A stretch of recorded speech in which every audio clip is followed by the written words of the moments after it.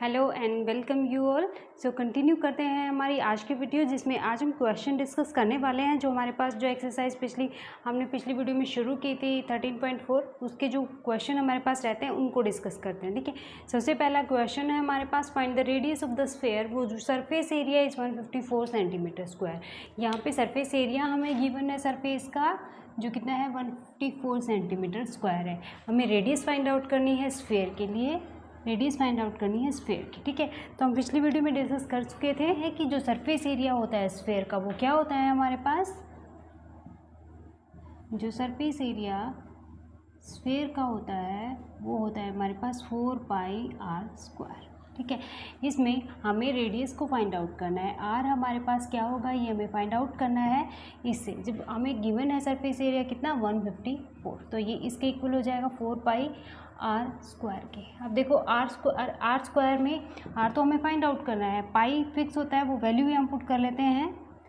154 = 4 × 22/7 into r²। ठीक है, अब इसको इस तरफ लेकर आते हैं तो ये क्या हो जाएगा 154 × 7 डिवाइडेड बाई 4 इंटू 22। ये हमारे पास r² का इक्वल हो जाता है। अब इसको डिवाइड कर लेते हैं तो ये चला जाता है 7 पे। तो अब r निकालते हैं तो ये अंडर द रूट हो जाएगा, r² है तो स्क्वायर को कैंसिल करने के लिए हमें दोनों तरफ अंडर रूट लेना पड़ेगा।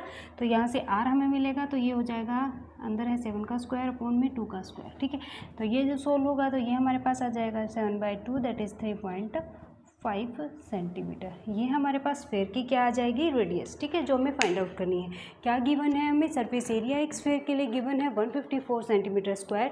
हमें इसका क्या फाइंड आउट करना है, हमें इसका रेडियस फाइंड आउट करना है। ठीक है, तो अब सरफेस एरिया हमें गिवन है, हम जानते हैं कि जो सरफेस एरिया निकालने का फॉर्मूला होता है स्फेयर के लिए वो 4πr² होता है। तो इसके इक्वल ये वैल्यू पुट कर देंगे हम यहाँ पे, पाई जो है वो लिख देंगे, 22/7 होता है। r² हमें फाइंड आउट करना है तो इसको एज इट इज़ रखते हैं और बाकी सब एक तरफ लेकर इसको सोल्व कर लेते हैं r के लिए, वहाँ से हमें r मिल जाता है। ठीक है, नेक्स्ट क्वेश्चन देख लेते हैं।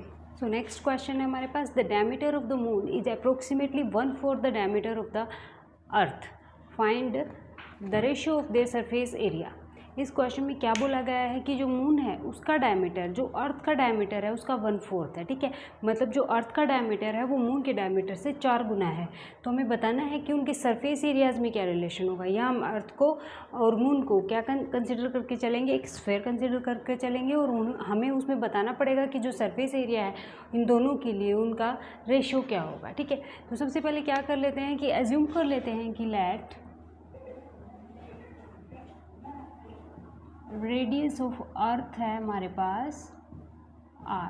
ठीक है, अगर अर्थ की रेडियस r है तो मून की कितनी हो जाएगी हमारे पास,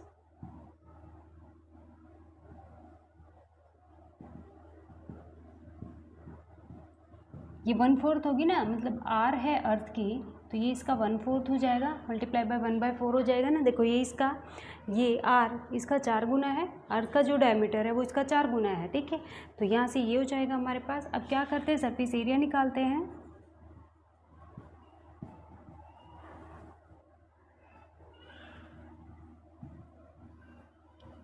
अर्थ का निकालते हैं तो क्या हो जाएगा 4πr²।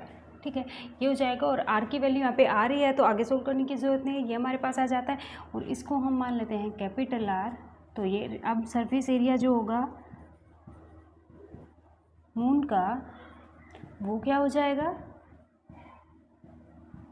ये हमारे पास हो जाएगा 4πr²। इसको हम कैपिटल R से डिनोट कर लेते हैं और यहाँ पे r की वैल्यू r से डिफरेंट है तो ये वैल्यू पुट कर लेते हैं r/4, तो r/4 का स्क्वायर हो जाएगा। ठीक है, ये आ गया है हमारे पास सरफेस एरिया अर्थ का और ये सरफेस एरिया है हमारे पास मून का। अब इनका रेशियो हमें फाइंड आउट करना है, तो वो कैसे फाइंड आउट करेंगे, surface area of moon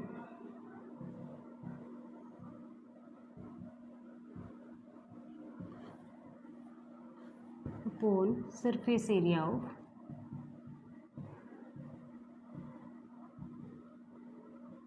earth. ठीक है, ऊपर क्या किया हमने, सरफेस एरिया मून का लिख लेंगे और नीचे किसका, अर्थ का, और इसका रेशियो फाइंड आउट कर लेंगे। तो ये हमारे पास क्या हो जाएगा इक्वल्स टू, जो सरफेस एरिया ऑफ मून का हमने अभी फाइंड आउट किया, ये क्या आया हमारे पास 4πr/4 होल स्क्वायर, ठीक है। और जो अर्थ का हमने फाइंड आउट किया है वो हमारे पास क्या है 4πr स्क्वायर, तो ये लिख लेते हैं 4πr स्क्वायर, ठीक है। अब देखो 4 से 4 कैंसिल, पाई से पाई कैंसिल, और ये r स्क्वायर से r स्क्वायर कैंसिल, सिर्फ क्या बच जाता है हमारे पास 1/4 का स्क्वायर बच जाता है। देखो ये r स्क्वायर से ये r स्क्वायर कैंसिल हो जाता है, ठीक है। तो यहाँ से हमारे पास 1/4 स्क्वायर बनता है, मीन्स क्या बनता है 1/16, 4 का स्क्वायर 16 हो जाएगा। तो जो रेशियो है यहाँ से क्या निकल कर आता है हमारे पास 1:16, मीन जो रेशो होगा मून का और अर्थ का सरफेस एरिया के बीच जो रेशो होगा वो क्या होगा 1:16, ठीक है। क्या बोला गया है इसमें, हमें ये कहा गया है कि जो अर्थ का डायमीटर है वो मून के डायमीटर से 4 गुना है। तो हमें बताना है कि उनके सरफेस एरियाज़ में क्या रेशियो होगा। तो उसके लिए हम क्या कर रहे हैं, देखो अर्थ का जो रेडियस है वो एज्यूम कर रहे हैं आर, तो दूसरा जो मून का होगा वो क्या हो जाएगा r/4 हो जाएगा, क्योंकि इसका 1/4 है। तो ये इसकी रेडियस मिल गई है, ये इसकी रेडियस मिल गई है। अब सरफेस एरिया के फॉर्मूलाज में इस r की वैल्यू, इसमें तो r ही है तो कोई चेंज नहीं आने वाला है, इसमें r की जगह r/4 हो जाएगा। ये वैल्यू लिख के हम इसको कैलकुलेट करेंगे। यहाँ से हमें रेशियो मिल जाता है surface areas of moon and earth, ठीक है। नेक्स्ट क्वेश्चन देखते हैं। यहाँ पे नेक्स्ट क्वेश्चन है हमारे पास, ये hemispherical bowl is made of steel 0.25 centimetre thick, means एक स्टील का हेमिस्फेयर शेप का एक बाउल है हमारे पास, जिसकी थिकनेस है ना ये वाली, ये कितनी है 0.25 सेंटीमीटर, ठीक है। ये जो थिकनेस है ये कितनी है इसकी 0.25, okay. Inner radius of the bowl is, और जो यहाँ से लेकर और जो यहाँ तक है, जो इनर रेडियस है इस वाले से यहाँ से यहाँ तक ये कितना है 5 centimetre, okay. Find outer curve surface area of the bowl. अब हमें आउटर कर्व सरफेस एरिया ये वाला बताना है, कर्व सरफेस एरिया सिर्फ बाउल के लिए। तो उसके लिए देखो हमारे पास जो आउटर कर्व सरफेस एरिया हमें फाइंड आउट करना है, उसके लिए हमें रेडियस भी आउटर सरफेस की ही चाहिए। यहाँ पे जो रेडियस हमें 5 सेंटीमीटर गिवन है वो इनर रेडियस गिवन है, ठीक है।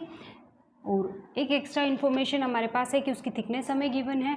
अब देखो जो ये वाली है ये हमें गिवन है 0.25, और जो ये यहाँ से लेकर यहाँ तक है ये है 5। तो हम अगर दोनों को ऐड कर देंगे तो हमें देखो यहाँ से सेंटर से लेकर आउटर सरफेस तक ये क्या मिल जाएगी, डिस्टेंस मिल जाएगी। तो ये क्या है हमारे पास, ये टोटल 5 + 0.25 ये क्या हो जाएगी, आउटर रेडियस हो जाएगी हमारे पास, ठीक है। तो यहाँ से पहले आउटर रेडियस कैलकुलेट कर लेते हैं हम। आउटर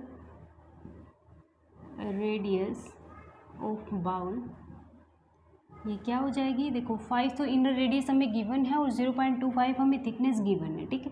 तो इसको ऐड कर लेंगे, ये हमें मिल जाएगी 5.25 सेंटीमीटर, ठीक है।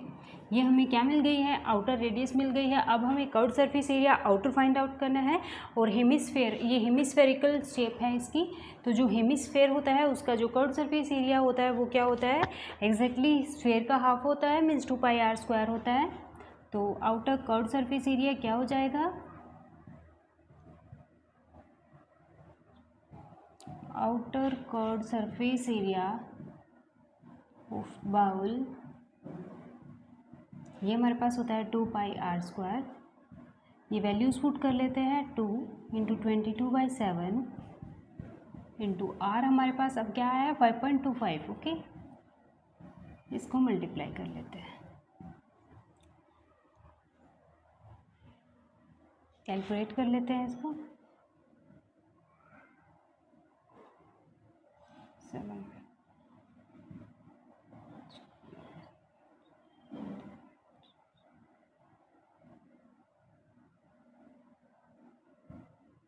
2 × 22 × 0.75 × 5.25।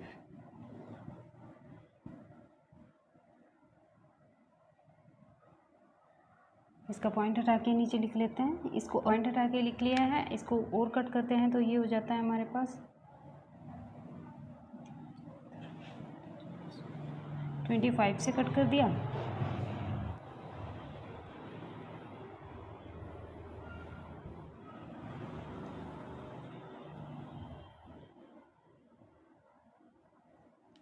टू से कट करेंगे 200 और 2 से इसको करेंगे तो ये हो जाएगा 100, ठीक है। अब इनको मल्टीप्लाई कर लेते हैं 3, ये हमारे पास आ जाता है 17325/100, मीन्स यहाँ से कितना आ जाता है हमारे पास 173.25 सेंटीमीटर स्क्वायर। ये हमारे पास इस हेमी स्फेरिकल बाउल का क्या जाता है, आउटर कर्व सरफेस एरिया। इसमें हमें क्या गिवन था, ये इनर रेडियस गिवन थी हमें, और जो ये थिकनेस है इसकी ये वाली ये गिवन है 0.25। और हमसे पूछा क्या है, ये जो आउटर कर्व सरफेस एरिया है ये वाला हमसे पूछा गया है। तो इसके लिए हमें आउटर जो रेडियस है वो मिलनी चाहिए, यहाँ से लेकर यहाँ तक का जो डिस्टेंस है वो पता होना चाहिए।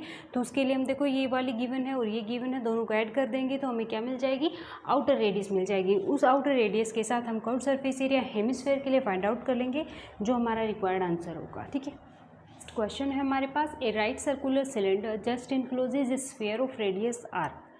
क्या गिवन है, ये अंदर जो है ये स्फेयर है हमारे पास जिसकी रेडियस है, ये स्फेयर की रेडियस है आर। ठीक है, और ये कितना है, ये एक सिलेंडर में बस डूबा हुआ है इतना है, मीन्स जो ये इसकी हाइट होगी वो इसके डायमीटर के इक्वल होगी, इसमें बस डूबा हुआ है इतना ही है ये। ठीक है, ये पूरा इसके अंदर कवर हो रहा है जो स्फेयर है इस सिलेंडर के अंदर, और इस स्फेयर की जो रेडियस है वो क्या है, आर है। तो देखो जो स्फेयर की रेडियस है, यहाँ से मान लेती हूँ मैं यहाँ तक जो रेडियस है वो क्या है, आर है। तो जो ये सिलेंडर होगा उसकी भी रेडियस कितनी होगी, आर होगी, क्योंकि ये इसके अंदर पूरा फिट आया हुआ है। ठीक है, और जो हाइट होगी इस सिलेंडर की, जो हाइट होगी, ये हाइट होगी, ये क्या होगी, ये यही तो डिस्टेंस होगी। देखो ये जो सेंटर पॉइंट होता है, इस सेंटर पॉइंट को इस सेंटर पॉइंट से जब मिलाते हैं यही तो होती है इस सिलेंडर की हाइट, यही तो होगी। तो और ये क्या है, ये इस स्फेयर का क्या है, डायमीटर है। तो डायमीटर किसके इक्वल हो जाएगा, हाइट ऑफ सिलेंडर के।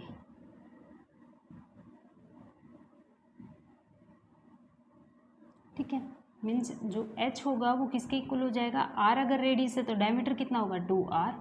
ये हमारे पास क्या रिलेशन आ जाता है इनका, h इक्वल्स टू 2r। ये क्यों आया है कि हमें जो स्फेयर गिवन है जिसकी रेडियस बताई गई है हमें r है, वो इतना है कि इसमें पूरा आया हुआ है, बिल्कुल फिट आया हुआ है इसमें। तो ये देखो ये वाली हाइट है, मीन्स यहाँ से लेकर यहाँ तक जो डिस्टेंस है वो ये जो सिलेंडर है जिसके अंदर ये स्फेयर है इसकी क्या है, हाइट है, और ये स्फेयर का क्या बनता है, डायमीटर बनता है। और इस स्फेयर की रेडियस हमें गिवन है कितनी है, आर। तो ये इसका डायमीटर कितना हो जाएगा, 2r हो जाएगा। तो इसकी हाइट क्या हो जाएगी हमारे पास, 2r के इक्वल हो जाएगी। ठीक है, अब क्वेश्चन पे आते हैं, जो surface area of sphere, sphere का सरफेस एरिया हमारे पास क्या होगा,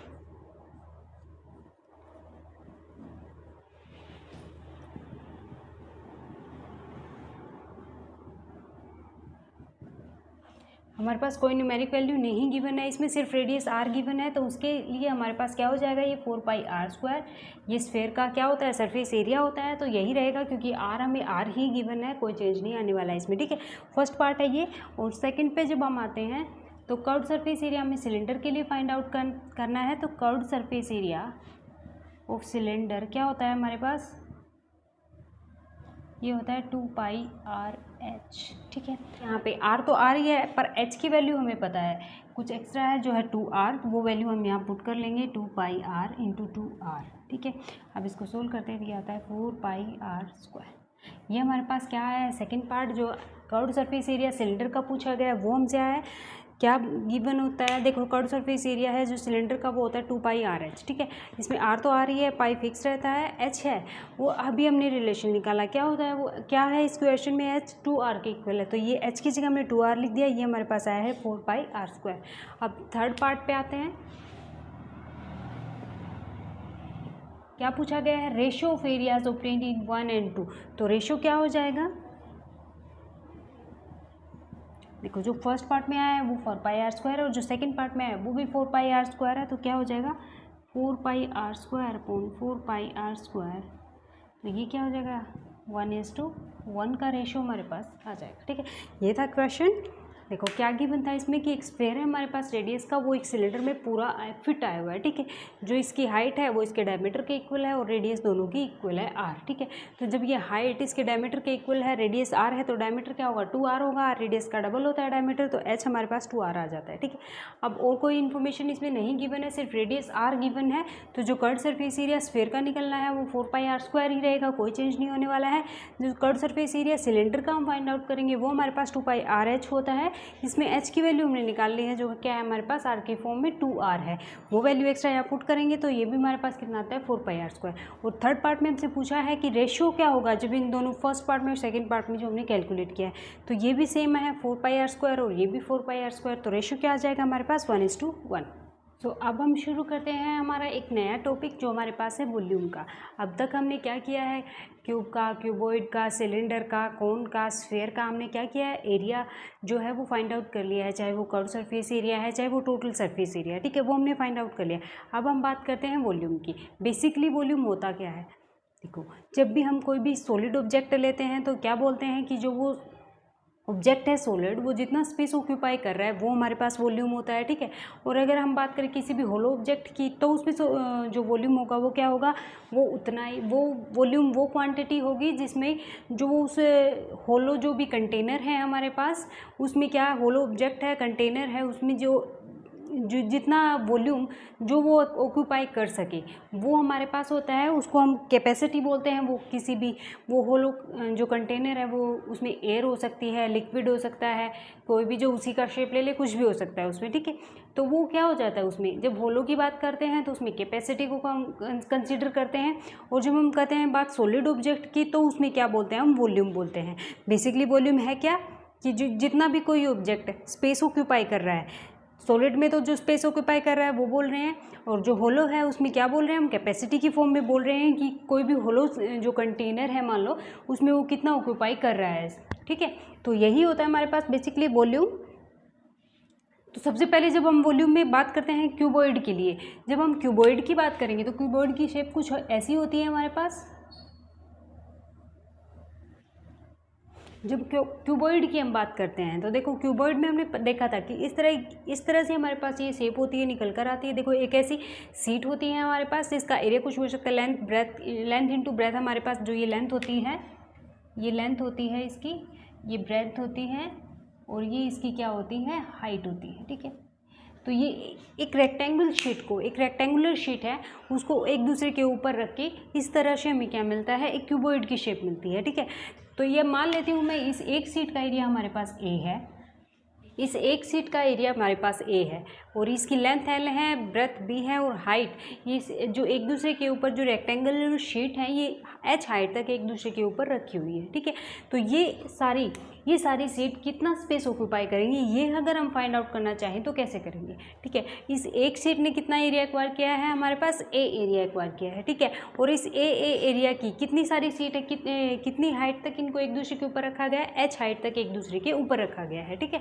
जो लेंथ एल है, ब्रेथ बी है, और हाइट एच है, ये क्यूबॉइड है हमारे पास, ये कितना स्पेस ऑक्यूपाई कर रहा है, अगर ये हम देखना चाहें तो हम कैसे फाइंड आउट करेंगे।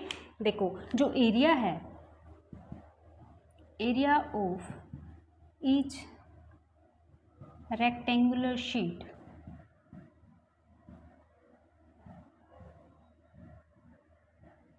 इनटू, अगर हाइट से मल्टीप्लाई कर देंगे, एक शीट का एरिया है हमारे पास ए, हर एक सीट के एरिया के लिए हम हाइट से, मतलब कि उसी एरिया की कितनी सीटों को एच हाइट तक एक दूसरे के ऊपर रखा गया है, तो ये क्या हो जाएगा, पूरा क्या हो जाएगा, ये हमारे पास स्पेस ऑक्यूपाइड बाय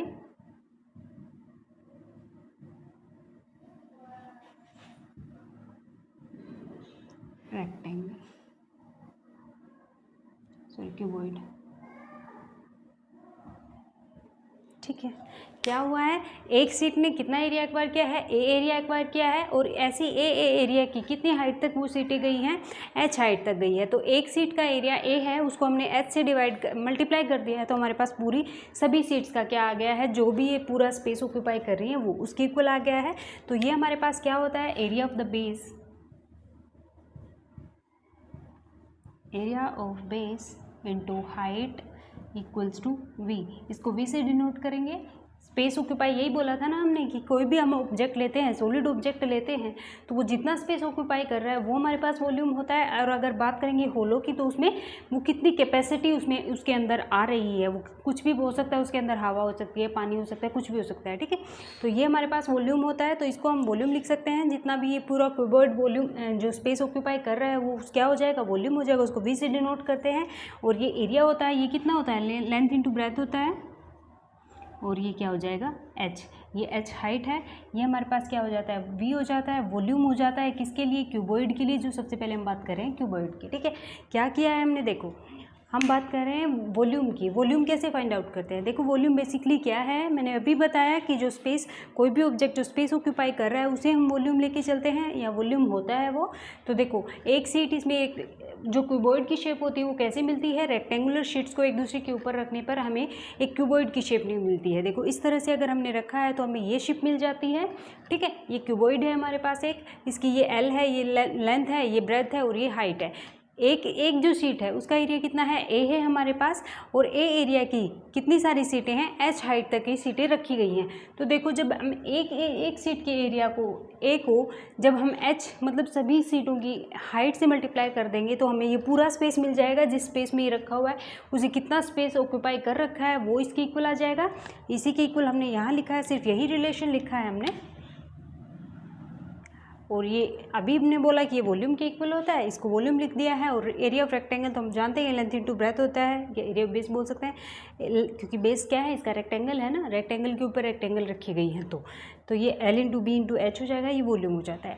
अगर अब बात करेंगे क्यूब की, जब हम क्यूब के लिए इसको कैलकुलेट करेंगे तो उसमें देखो ये होता तो यही है, सेम यही होता है, उसमें लेंथ ब्रेथ का रोल नहीं होता है, उसमें सिर्फ सेम एक ही हाइट होती है। ठीक है, स्क्वायर शीट को एक दूसरे के ऊपर रखा होता है उसमें, तो उसमें सारी साइड्स क्या होती है, एरिया इक्वल होती हैं। एरिया जब फाइंड आउट करेंगे तो वो ए स्क्वायर निकल कर आता है, और हाइट होती है वो भी उसकी ए ही होगी। तो जो वॉल्यूम होगा क्यूब के लिए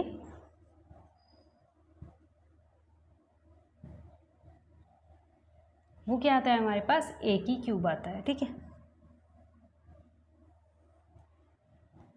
where A is the side।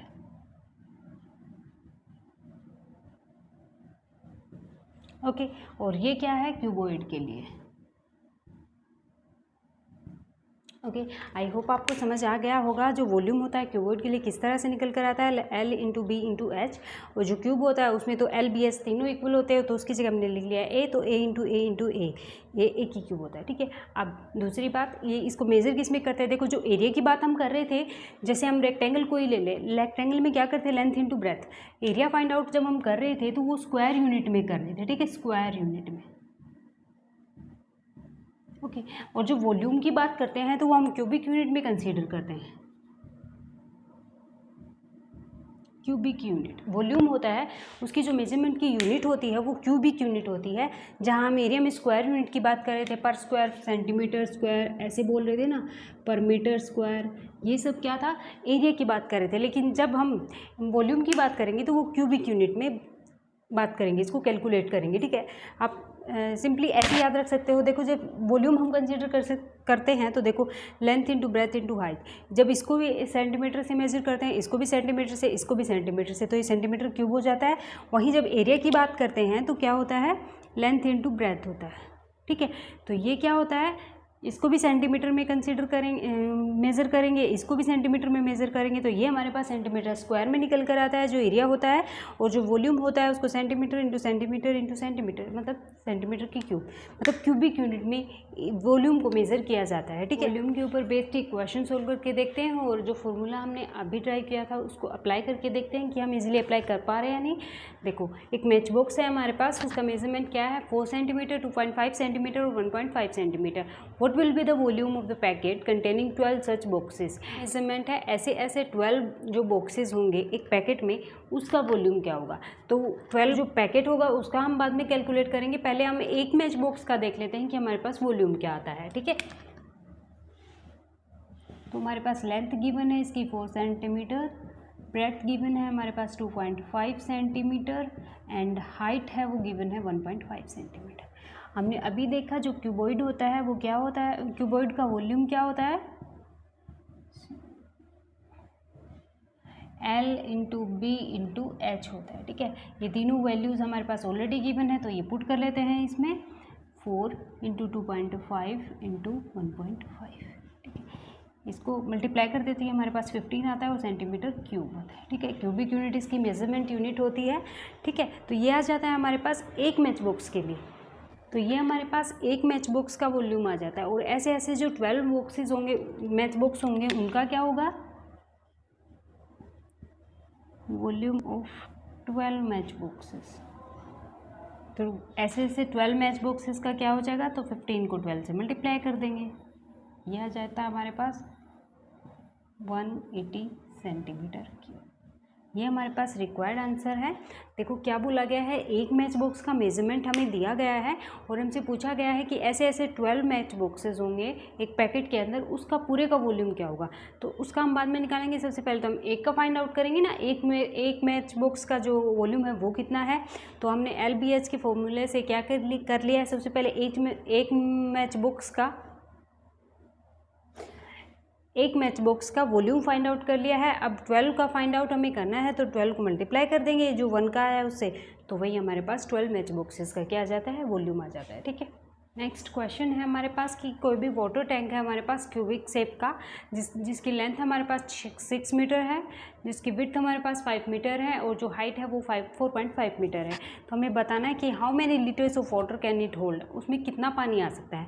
तो अब जब हमने वीडियो शुरू किया था तभी हमने डिस्कस किया था कि जब हम किसी भी होलो ऑब्जेक्ट को लेकर चलते हैं तो उसके अंदर कितनी क्वांटिटी किसी भी चीज़ की आ रही है वो किस में कंसीडर की जाती है, वॉल्यूम में आती है। ठीक है, वो कितना स्पेस ऑक्यूपाई कर रही है उसमें आने वाली चीज़, चाहे वो पानी हो सकता है, कोई लिक्विड हो सकता है, कुछ भी हो सकता है, वो कितना जो स्पेस है वो एक्वायर करेगा उस होलो जो कंटेनर है उसमें। क्या गिवन है, वो एक वाटर टैंक गिवन है, तो उसमें कितना पानी आएगा। तो यहाँ किसका कंसेप्ट यूज़ होने वाला है, वॉल्यूम का। मतलब हमें क्या करना है, उस जो वाटर टैंक है क्यूबिक शेप का, उसका क्या फाइंड आउट करना है, वॉल्यूम फाइंड आउट करना है। ठीक है, तो लेंथ, ब्रेथ और हाइट हमें गिवन है ऑलरेडी। सोल्व करते हैं क्वेश्चन। जो लेंथ है वो हमारे पास है 6 मीटर, जो ब्रेथ है वो हमारे पास गिवन है 5 मीटर और जो हाइट है वो गिवन है 4.5 मीटर। तो वॉल्यूम क्या होगा हमारे पास, वो हो जाता है L × B × H। Values put करके कैलकुलेट कर लेते हैं, इसको मल्टीप्लाई करते हैं 5 × 45/10, ये हो जाता है 2 और 2 से 3 सेंटीमीटर क्यूब। ठीक है, अब हमारे पास वॉल्यूम आ गया है उस वाटर टैंक का कितना, 135 सेंटीमीटर क्यूब। लेकिन हमसे ये पूछा गया है कि उसमें पानी कितना आएगा, हमें लीटर्स में बतानी है इसकी क्वांटिटी, सिर्फ वॉल्यूम में नहीं बताना है।